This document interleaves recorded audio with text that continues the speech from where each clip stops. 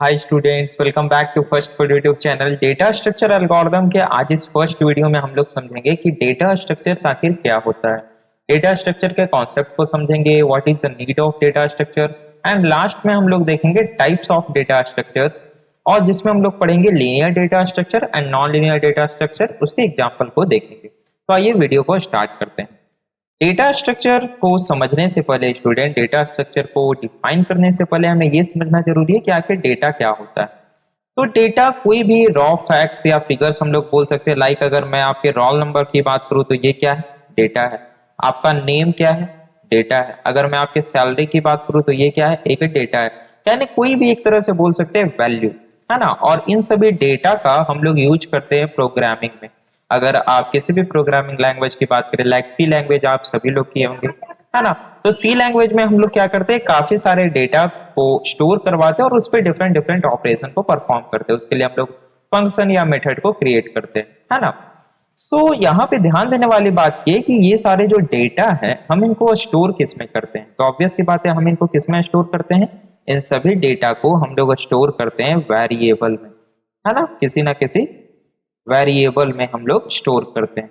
Okay, तो जब हमारे पास काफी सारे वेरिएबल्स हो जाते हैं, है ना, when we have number of variables, तो हमें किसी ऐसे मैकेनिज्म की जरूरत पड़ती है ना। हमें एक ऐसा तरीका चाहिए जिससे हम इन सारे डेटा को एक जगह पे स्टोर करा सकें और इन पे डिफरेंट डिफरेंट ऑपरेशन को परफॉर्म कर सके इफिशिएंट वे, है ना। मीन्स हम इन डेटा को मैनिपुलेट कर सकें ताकि जो हमारा प्रॉब्लम है, जो यूजर का प्रॉब्लम है, उसको सॉल्व किया जा सके। आ रही है मेरी बात समझ में? ठीक है। तो इन सारे डेटा को स्टोर करके ऑर्गेनाइज करना, उन पे ऑपरेशन को परफॉर्म करना, है ना, डेटा को मैनिपुलेट करना, इन सभी को प्रोवाइड करता है डेटा स्ट्रक्चर। यानी डेटा स्ट्रक्चर को हम लोग बोल सकते हैं ये एक तरीका है ना। It is a way.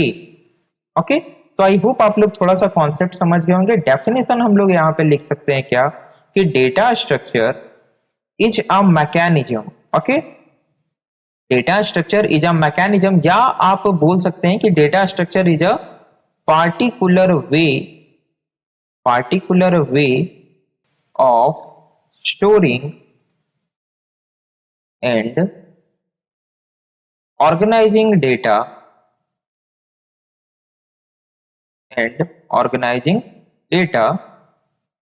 In a computer, है ना। हमें कहां पे स्टोर कराना है, कहां पे ऑर्गेनाइज करना है? कंप्यूटर में। So in a computer, so that it can be used efficiently. Okay, so that it can be used efficient.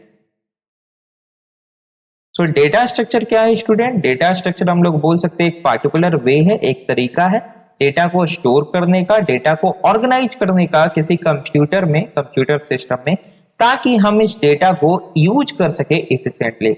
ना यहाँ पे अब यूज करने का क्या मतलब है ना। हम डेटा को क्या करेंगे?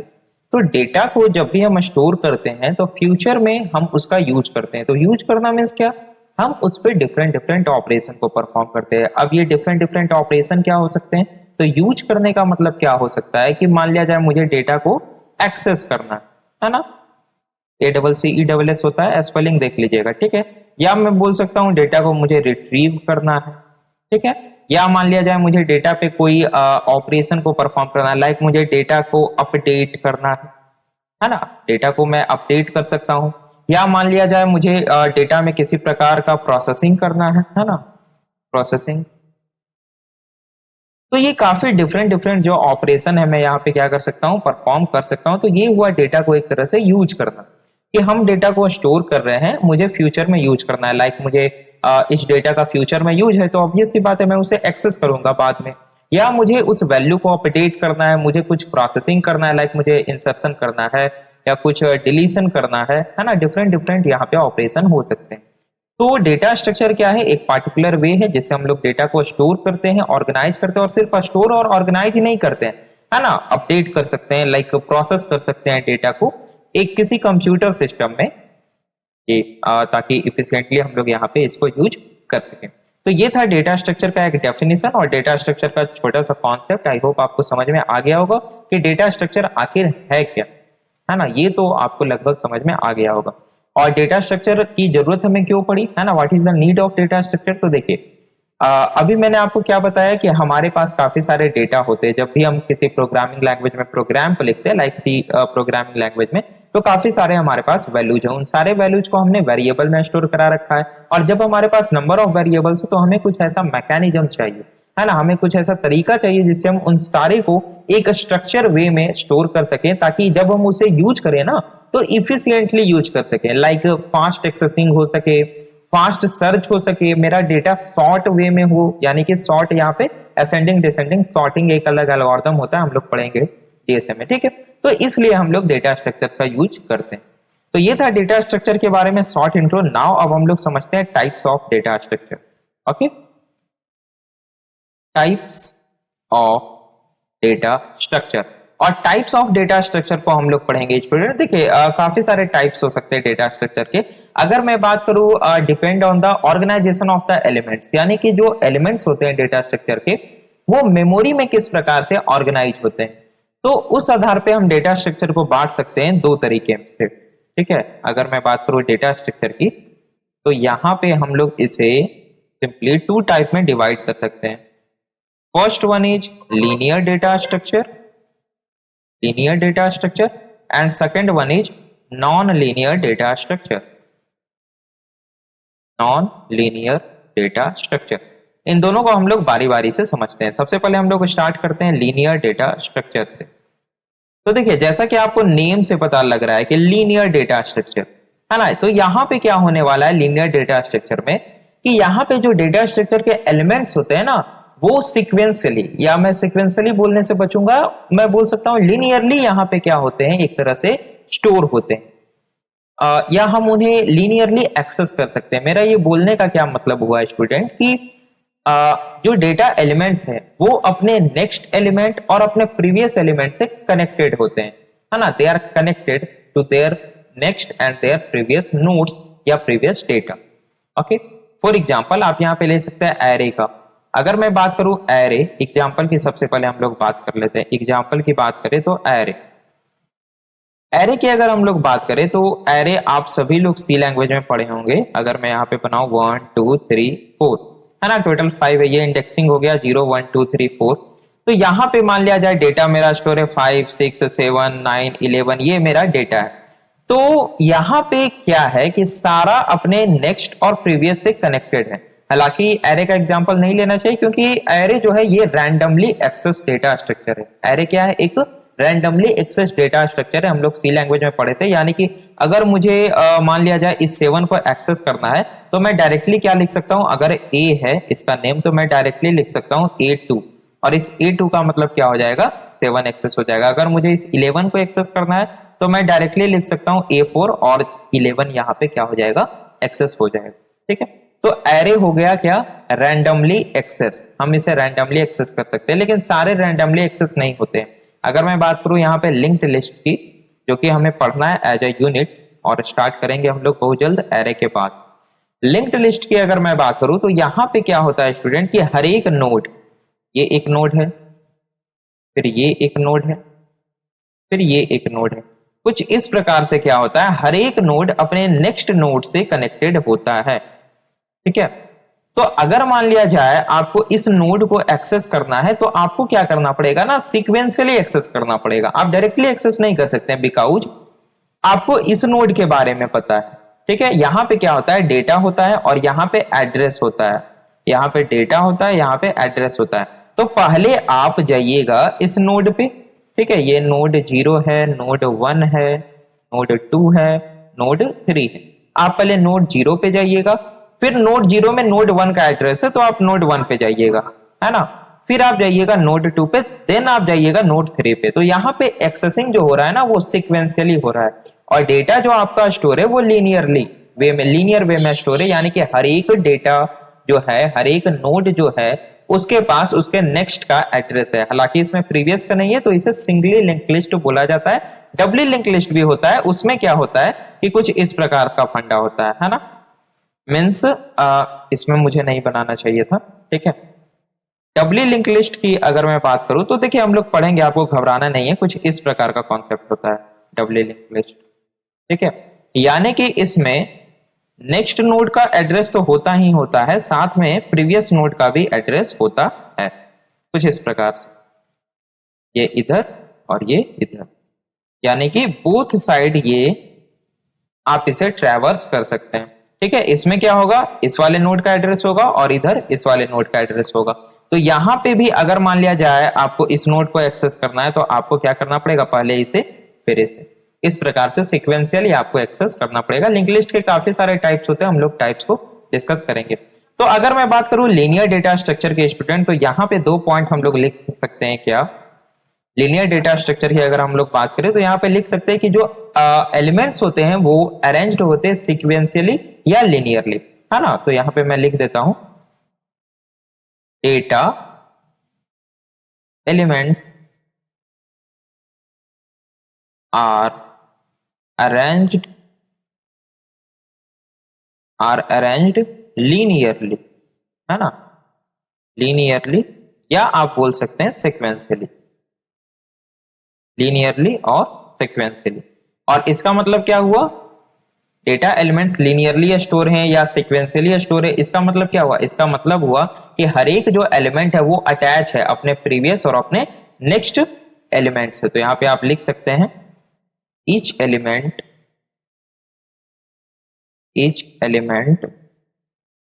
is attached to its previous and next adjacent node। Okay, adjacent node ना करके मैं यहाँ पे एलिमेंट बोलूंगा, क्योंकि मैं लिंक लिस्ट की बात नहीं कर रहा हूं, मैं पूरे डेटा स्ट्रक्चर की बात कर रहा हूं। और एग्जांपल में मैंने आपको बता दिया, लाइक एरे हो गया, लिंक लिस्ट हो गया। और एग्जांपल में हम लोग क्या कर सकते हैं, एग्जांपल हम लोग दे सकते हैं स्टैक का, यहाँ पे, है ना। एग्जांपल यहाँ पे क्या देख सकते हैं, स्टैक हो गया, क्यू हो गया, ये भी एक क्या है, लीनियर डेटा स्ट्रक्चर है। ठीक है, तो लीनियर डेटा स्ट्रक्चर का सिंपल सा मतलब क्या हो गया स्टूडेंट, की जो डेटा आपका होगा ना, जो एलिमेंट होगा वो लीनियरली स्टोर होगा। यानी कि अगर आप एक एलिमेंट की बात कर रहे हैं, किसी भी एक एलिमेंट की बात कर लीजिए, इसकी बात कर लीजिए, लाइक ये नोड 0 है, नोड 1 है, नोड 2 है, और मुझे यहाँ नोड नहीं बोलना चाहिए, एलिमेंट बोलना चाहिए।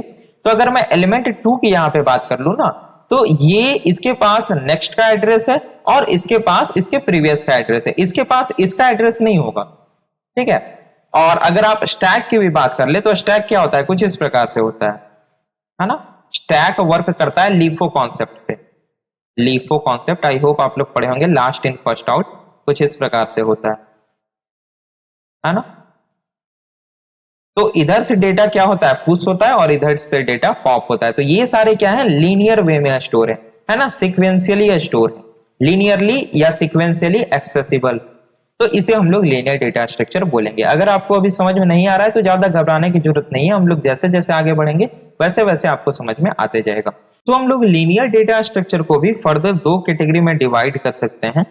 ओके, लीनियर डेटा स्ट्रक्चर को अगर हम लोग चाहें तो यहाँ पे स्टैटिक डेटा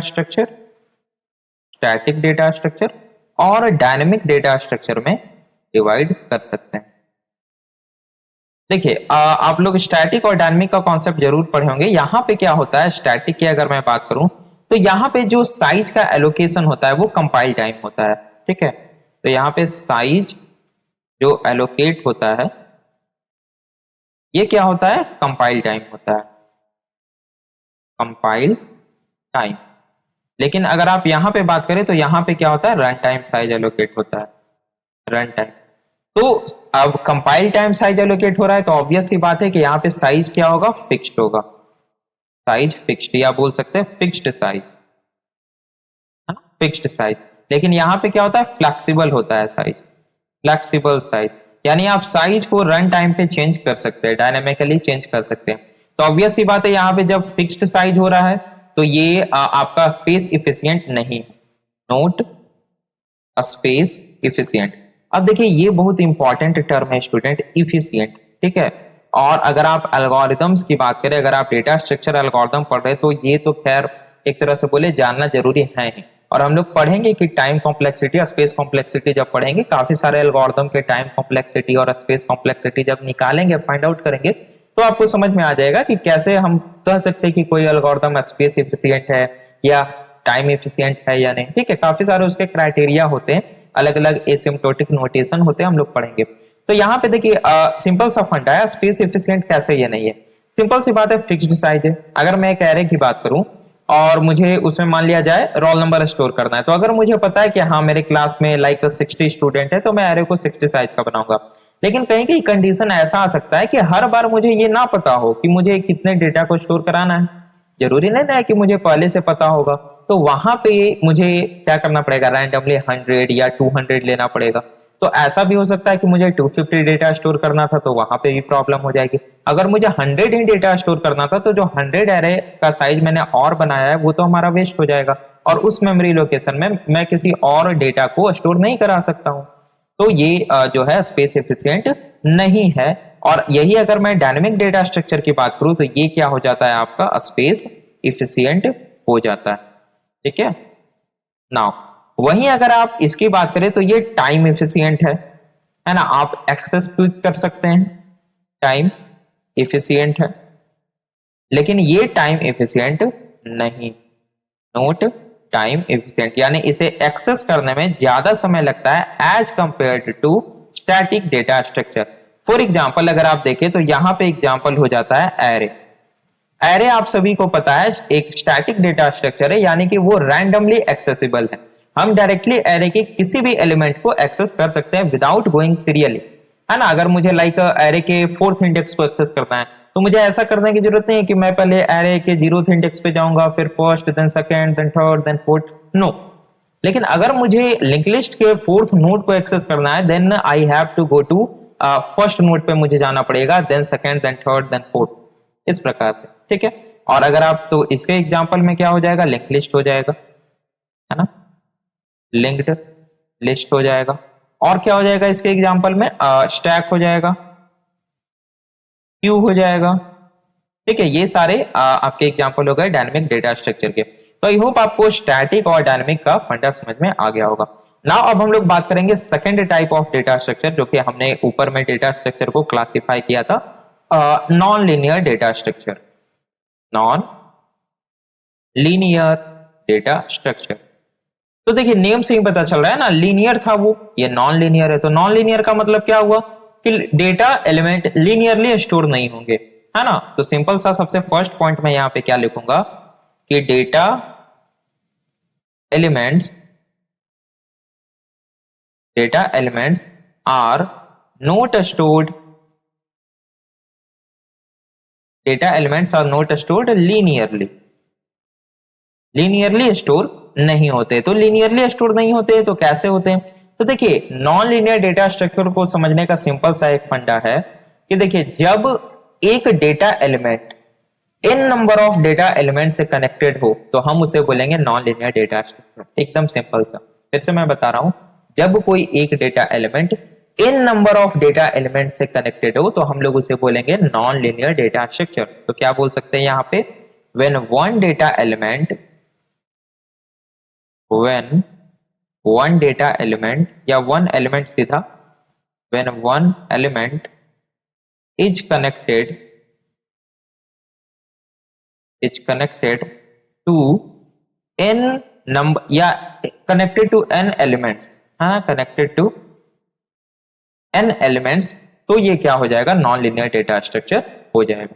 ठीक है, और नॉन लीनियर डेटा स्ट्रक्चर का बेस्ट एग्जांपल क्या है, ट्रीज और ग्राफ, जो कि हम लोग को लास्ट के यूनिट में पढ़ना है। अगर मैं एग्जांपल की बात करूं तो trees and graphs are the best example of non linear data structures. अगर आप ट्रीज की बात करें तो बचपन में आप लोग मैथमेटिक्स में ट्रीज पढ़े होंगे, है ना, ट्री वाला स्ट्रक्चर याद है, याद आ गया है ना। तो कुछ इस प्रकार का होता था, लाइक एक हमारा ये नोड हो गया, ये इससे कनेक्टेड है, इससे भी कनेक्टेड है, इससे भी कनेक्टेड है, अब ये इससे कनेक्टेड है, ये इससे कनेक्टेड है, ये मान लिया जाए इससे कनेक्टेड है। कुछ इस प्रकार से ये क्या है आपका एक ट्री। ट्री के भी कई प्रकार होते हैं, लाइक बाइनरी ट्री हो गया, हम लोग का एवीएल ट्री भी पढ़ना है ना, बाइनरी सर्च ट्री भी पढ़ना है, बीएच ट्री हम लोग पढ़ेंगे जब ट्री के कॉन्सेप्ट में आएंगे। तो अभी मैं थोड़ा सा आपको जस्ट ओवरव्यू दे रहा हूं, बता दे रहा हूं। जैसे ये हमारा एक एलिमेंट है, ये क्या है हमारा ये एलिमेंट है। नाउ ये एलिमेंट आप देख सकते हैं n नंबर ऑफ एलिमेंट से कनेक्टेड है, लाइक ये 1 2 3 से, ये 4 से भी हो सकता है, 5 से भी हो सकता है। अगर आप इस एलिमेंट की बात करें तो ये n नंबर ऑफ एलिमेंट्स यानी कि एक एलिमेंट से कनेक्टेड है। इस एलिमेंट की बात करें तो n, अब n में भी जीरो एलिमेंट से भी कनेक्टेड हो सकता है। तो ये आपका पूरा एग्जांपल है एक नॉन लिनियर डेटा स्ट्रक्चर का। और यहां पे अगर आप ध्यान से देखें तो आप सारे डेटा एलिमेंट्स को सिक्वेंशियली लीनियरली एक्सेस नहीं कर सकते हैं। यानी कि यहाँ पे जो सबसे important point, most important point मैं बोल सकता हूं, मैं रेड से लिखता हूं कि यहाँ पे आप एक सिंगल रन में पूरे के पूरे डेटा स्ट्रक्चर को ट्रैवर्स नहीं कर सकते हैं। ट्रैवर्स आपको पता है ना क्या होता है? ट्रैवर्स से सिंपली ये एक टेक्निकल टर्म है। ट्रैवर्स का मतलब हुआ कि डेटा स्ट्रक्चर के सारे एलिमेंट को एक्सेस करना। लाइक अगर आप एरे को ट्रैवर्स करना चाहते हैं तो आप क्या कीजिएगा, सिंपल सा एक फॉर लूप चलाइएगा और एरे के स्टार्ट इंडेक्स से लास्ट इंडेक्स तक क्या कर दीजिएगा, उस लूप को रन करवा दीजिएगा। अगर आप लिंक लिस्ट को ट्रैवर्स कराना चाहते हैं उसको भी आप सिंपली ट्रैवर्स कर सकते हैं।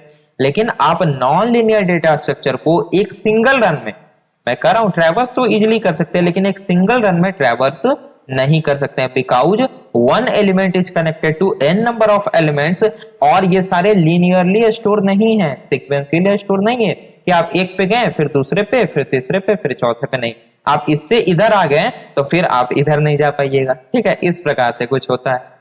और यहाँ पे एक और इंपॉर्टेंट पॉइंट क्या है, देखिए मैं आपको और बता देता हूं कि एक एलिमेंट से दूसरे एलिमेंट तक जाने का सिर्फ एक ही रूट होता है, आप दूसरा रूट फाउंड नहीं कर सकते। जैसे मान लिया जाए इसे मैं 1 मान लेता हूं और इसे मैं 3 मान लेता हूं, तो 1 से 3 तक आने का सिर्फ एक ही रास्ता होगा, दो रास्ता नहीं होगा। आप देख लीजिए यहां से यहां से यहां 1 से अगर आप 4 पे आना चाहें तो एक ही रास्ता होगा, दो रास्ता नहीं होगा। अगर आपको 2 मिल जाता है तो आप मुझे कमेंट सेक्शन में बताइएगा। ठीक है, तो यहाँ पे जो मैं सबसे इंपॉर्टेंट पॉइंट की बात कर रहा था कि वी कांट ट्रैवर्स, या मैं बोल सकता हूं कि डेटा एलिमेंट्स,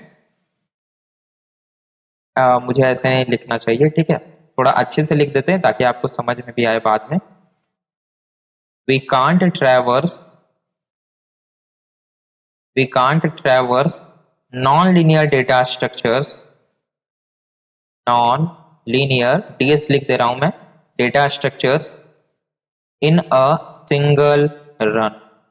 ठीक है, तो आई होप आपको अब समझ में आ जाएगा कि क्यों सिंगल रन में हम लोग नहीं कर सकते। और ये बहुत ही इंपॉर्टेंट पॉइंट है, ये पूछ दिया जाता है इवन इंटरव्यू रूम में भी। ठीक है, तो आई होप आप लोग नॉन लीनियर डेटा स्ट्रक्चर को भी समझ गए होंगे। तो हम लोग समझ गए लीनियर डेटा स्ट्रक्चर क्या होता है, नॉन लीनियर क्या होता है। अब देखिए थोड़ा सा हम लोग जान लेते हैं कि डेटा स्ट्रक्चर पे कौन कौन से ऑपरेशन परफॉर्म होते हैं, क्योंकि हम लोग को वेरियस ऑपरेशन परफॉर्म करना है ना। तो operations on data structures, okay, operations on data structures.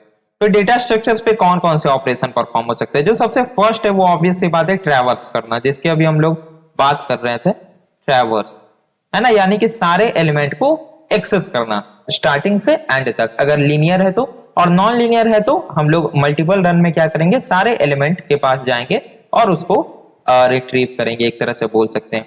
दूसरा क्या हो सकता है कि मान लिया जाए मुझे किसी एलिमेंट को इंसर्ट करना है, तो यहां पे क्या हो सकता है, इंसर्शन। अब ऑब्वियस सी बात है जब इंसर्शन हो रहा है तो यहाँ पे क्या हो सकता है, डिलीशन। लाइक मुझे किसी एलिमेंट को डिलीट करना है, लिंक लिस्ट में मेरे पास 4th नोड है, मुझे 3rd नोड को डिलीट करना है, मुझे 2nd नोड को डिलीट करना है, ऐसा हो सकता है। तो यहाँ पे क्या हो जाएगा, डिलीशन, है ना, डिलीशन। और क्या हो सकता है, लाइक एक एरे है, एरे के 4th इंडेक्स पे 2 है लेकिन मुझे उसे 3 करना है, यानी कि यहाँ पे मैं डेटा को अपडेट कर सकता हूं, तो अपडेशन, अपडेशन। तो ये 4 ऑपरेशन है जो कि डेटा स्ट्रक्चर पे कॉमनली सारे डेटा स्ट्रक्चर पे स्टूडेंट परफॉर्म किए जाते हैं। ठीक है, और यहाँ पे देखिए 2 और ऑपरेशन होते हैं जो कि हम लोग परफॉर्म करते हैं बेसिकली एरे पे। मैं यहाँ पे लिख दे रहा हूं हालांकि इसी में, एक होता है आपका सर्चिंग और दूसरा होता है सॉर्टिंग। ठीक है, सर्चिंग और सॉर्टिंग।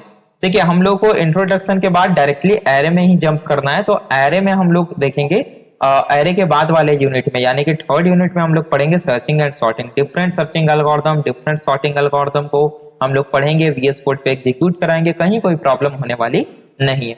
अब देखिए इंसर्शन की बात करूं मैं या डिलीशन की बात करूं, अब यहाँ पे भी काफी सारे टर्म्स आ सकते हैं। लाइक देखिए, अगर आप इंसर्ट करना चाहें तो आप फर्स्ट में इंसर्ट कर सकते हैं, किसी दिए गए स्पेसिफिक पोजीशन पे इंसर्ट कर सकते हैं, या आप लास्ट में इंसर्ट कर सकते हैं। ठीक उसी प्रकार आप डिलीशन फर्स्ट में कर सकते हैं, किसी स्पेसिफिक पोजीशन पे कर सकते हैं, या लास्ट में कर सकते हैं। अब इसकी क्या जरूरत है, अगर मैं एक एल्गोरिथम को लेके चलूं किसी स्पेसिफिक पोजीशन पे, तो इसी एल्गोरिथम का यूज करके मैं फर्स्ट में भी इंसर्ट करा सकता हूं, मैं लास्ट में भी इंसर्ट करा सकता हूं। तो यहाँ पे बात आ जाती है फिर कॉम्प्लेक्सिटी की, time and main factor time complexity, है ना। यहाँ पे टाइम मुझे कम लगना चाहिए, है ना। मुझे ऐसा एल्गोरिथम नहीं लिखना है जो कि एग्जीक्यूट तो करे, काम तो करे, लेकिन टाइम बहुत ज्यादा कंज्यूम करे। तो हम लोग पढ़ेंगे कैसे हम एल्गोरिथम के टाइम कॉम्प्लेक्सिटी को फाइंड आउट कर सकते हैं, वो हम लोग नेक्स्ट वीडियो तो मैं नहीं कहूंगा, क्योंकि मैं बता दे रहा हूँ नेक्स्ट लेक्चर में हम लोग डिस्कस करेंगे एल्गोरिथम के बारे में। अभी हम लोगों ने समझ लिया डेटा स्ट्रक्चर क्या होता है, नेक्स्ट लेक्चर में हम लोग समझेंगे एल्गोरिथम्स क्या होते हैं, एल्गोरिथम्स के क्या कैरेक्टरिस्टिक्स है, कैसे हम एक एल्गोरिथम को, एक अच्छे एल्गोरिथम को लिख सकते हैं, एक शॉर्ट नोट्स हम लोग समझेंगे जैसे हम लोग इस वीडियो में समझे। तो आई होप आपको इस वीडियो से कुछ नया सीखने को मिला होगा, कुछ नई जानकारी मिली होगी। तो वीडियो को जरूर से लाइक कर दें, यदि चैनल पे नए तो चैनल को जरूर सब्सक्राइब करके बेल आइकन क्लिक कर ले, ताकि जो नेक्स्ट वीडियो आए एल्गोरिथम का उसका नोटिफिकेशन आपको मिले सबसे पहले। मिलते हैं हम लोग अपने नेक्स्ट वीडियो में। Thanks for watching.